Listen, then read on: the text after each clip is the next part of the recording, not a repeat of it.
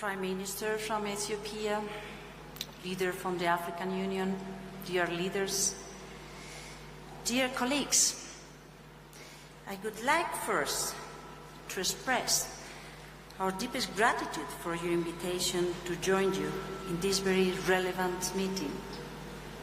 It is an honor to be with you in African soil in Addis Ababa for this second Africa Climate Summit.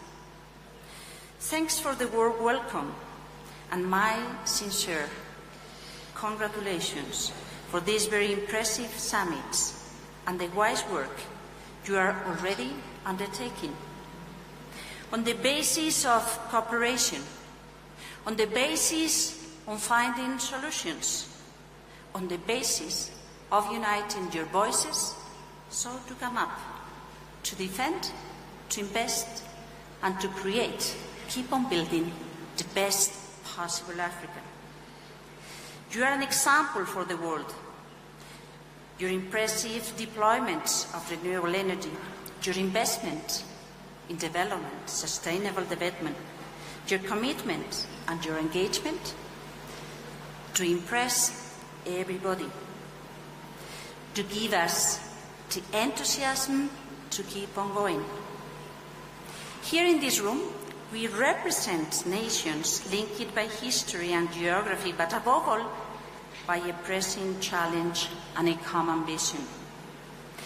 And we, in our continents, in our countries, know that working together with our neighbors, with our friends, is the best way forward. We face amid interconnected challenges, climate action, inequalities, aspirations of peace and prosperity. This triggers fair development and opportunities for our peoples and societies. At a time when multilateralism, the rule of law, and the very principles of human dignity, peace and cooperation are being questioned by some, we need to stay firm to defend multilateral and regional cooperation, because we know this is part of our duty. We know that cooperation may be challenging, but the lack of it is a certain failure. I'm here to say loud and clear, in these turbulent times, we, Europeans, will not give up. We will not give up on our responsibilities. We will stand up firm and stand by you.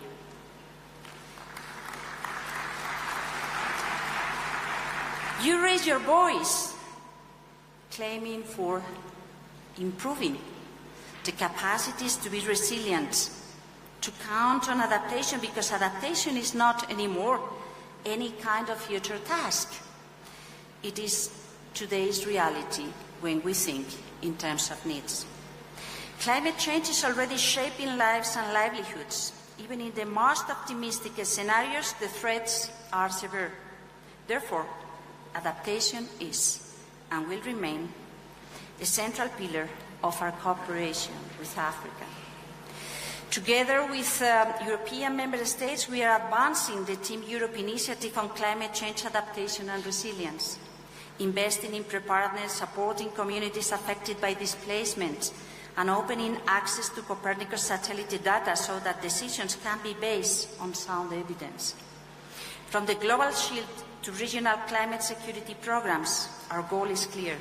Preparedness saves lives, strengthens peace, and creates stability that attracts investments and facilitates economic performance. 10 years after Paris, we have seen progress. Back in 2015, we were heading towards more than 3 degrees Celsius warming. Today, the trajectory is closer to 2.1, but it is obvious it is not enough. Paris Agreement is delivering, but we are still far away from being on track. Therefore, in these challenging times, COP30 is a new important gathering to ensure we turn ambition into action and solutions. We prove the resilience of our global cooperation. We improve performance and create new opportunities.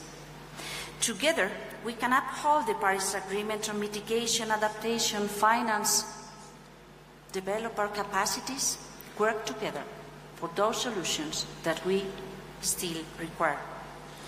We speak about national contributions and the need to align with 1.5 degrees goal, covering all gases and sectors, responding to the first global stocktake. Our national contributions to reduce emissions are the safety net of our future. But they are also our plans to invest in our future.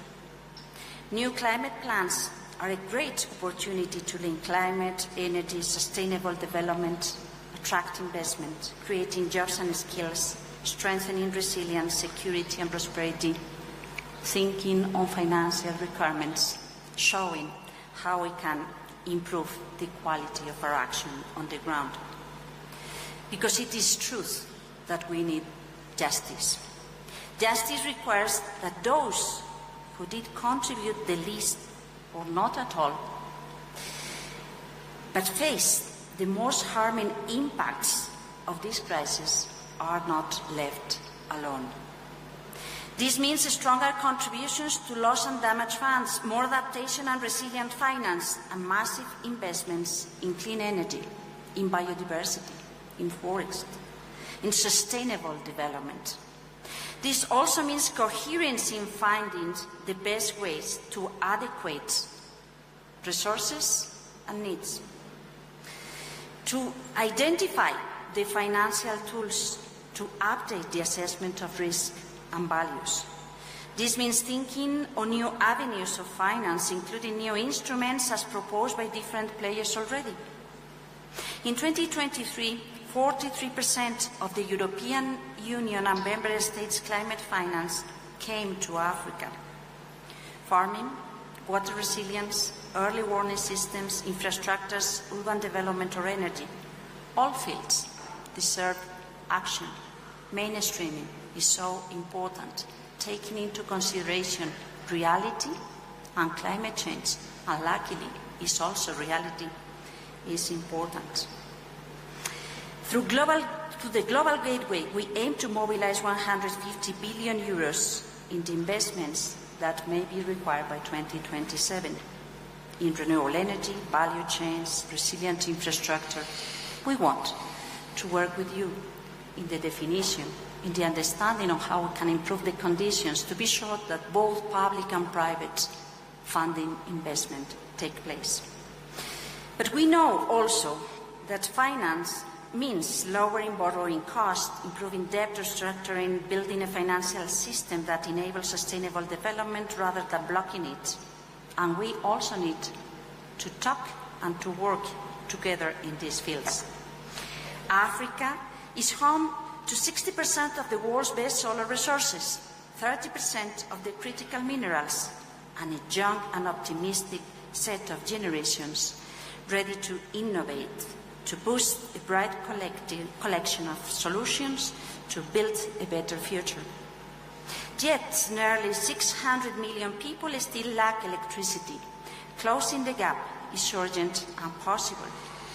And we are well aware that reliance on fossil fuel prevents investing relevant resources into a cleaner, fairer and more prosperous future. Of course, we may need them right now, but the later we shift, the more capital that will be burned, and the later new opportunities will come up.